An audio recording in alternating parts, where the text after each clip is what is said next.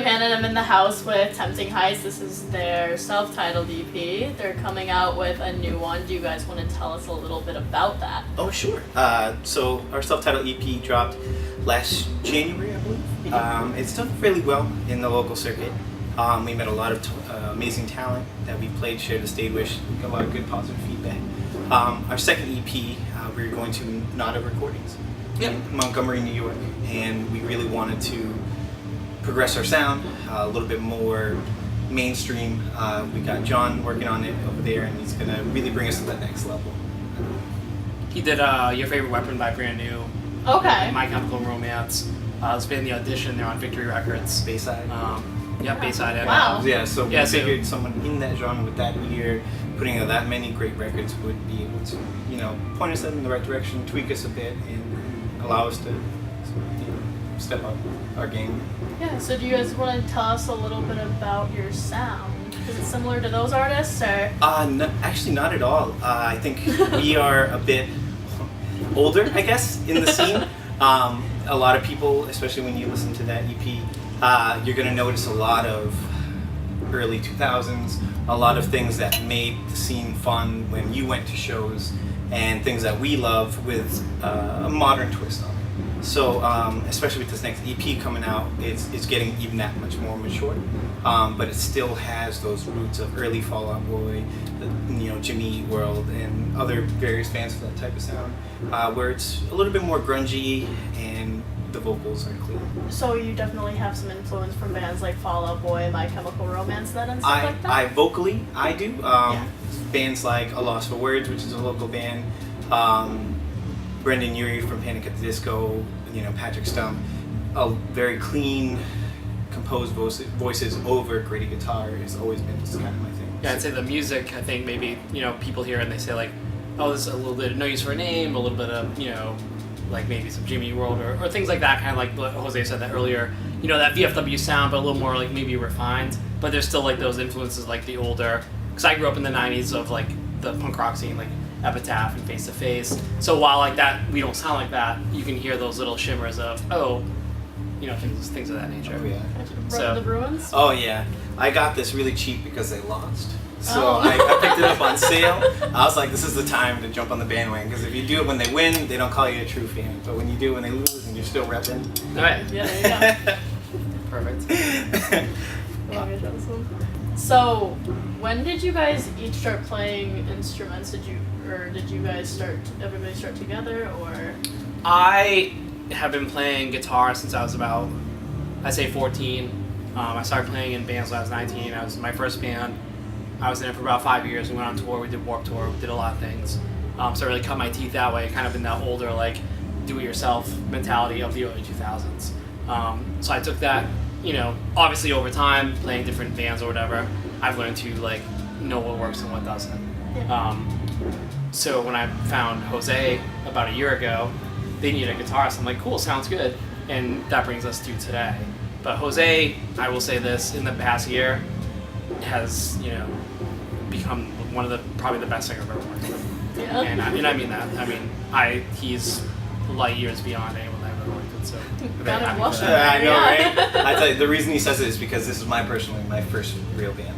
I did a couple of high school things that never went anywhere. I've always wanted to be a singer, but I needed the training to refine it. So I took lessons, and I saw our bassist had an ad up for the band that he wanted to start, and him and I have been together for 2 and some change years, and we found the right group of guys who want to progress the same goals, which is great, because when you want to do the same thing and you're on the same page, the music just shows. You guys are talking about how music's progressed and how that you find out what works and what doesn't. How would you guys take how the change in the music industry has been going? I feel there's trends, obviously, because with everything there's trends. But there's also, as Matt told me when we were trying to write together, there's timeless milestones that will never kind of fade, and it'll kind of be popular no matter when you play it, listen to it 10 years later, there's still that kind of timeless sound. We will obviously mature and try to, tweak our sounds here and there to kind of fit different markets, because you want send your music to everyone. I wish everyone had our EP, you know. But you also want to try to stick to your original sound, you know, like or the roots.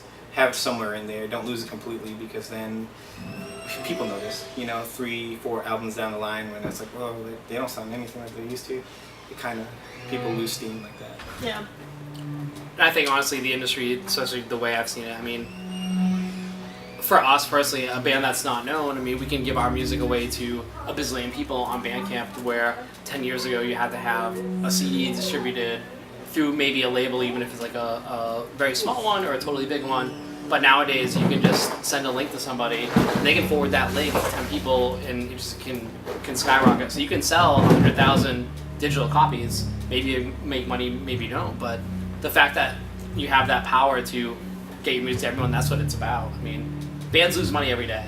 But the fact that if you can play shows and people come because they heard your music for free, but they support you otherwise, going to a show, buying a shirt, buying the CD physically, like, that's kind of where the industry is now. And I think that's kind of a powerful tool, in my opinion.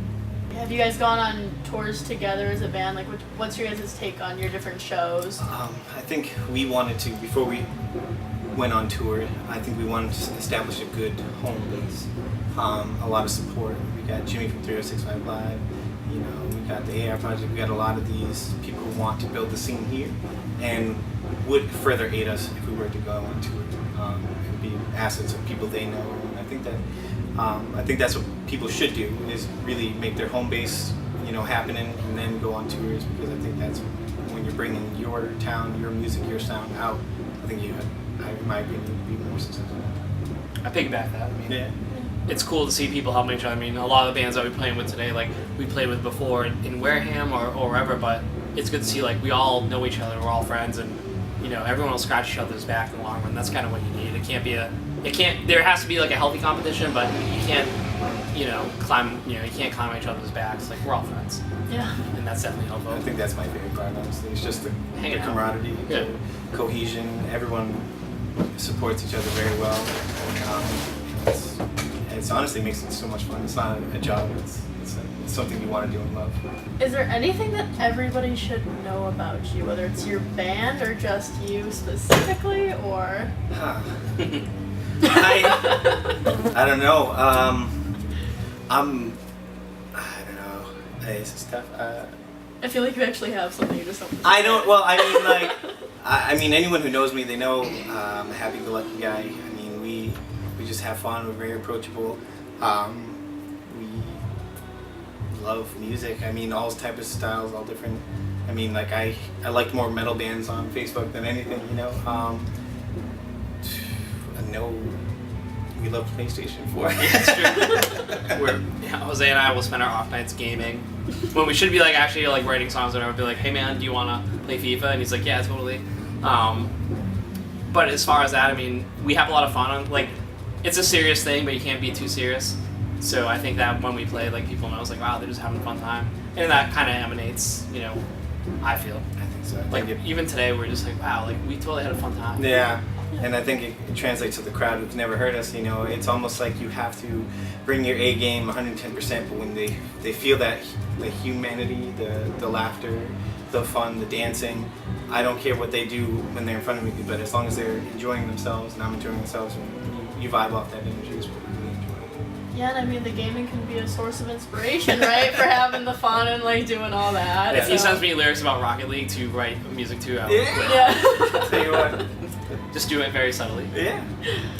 It was really nice talking with you guys. Thank you so much. Is there anywhere that people can find you on your social media as your handles? Absolutely. At Tempting Heights is most likely the Facebook, Yep. the Twitter. We're on Spotify, YouTube, all those free handles. Bandcamp, Tempting Heights. You know, if you want the free, that's where it's at. We do have physical copies as well that they can get on that same link. And like the page, you know, that it gives us, you know, updates on shows we're going to be in your area, and it keeps in touch with, you know, possible areas that we can, you know, go next. So definitely the Facebook page is probably the biggest one we use. Very awesome. Well, this was Tempting Heights, and we'll see you soon. Thank you.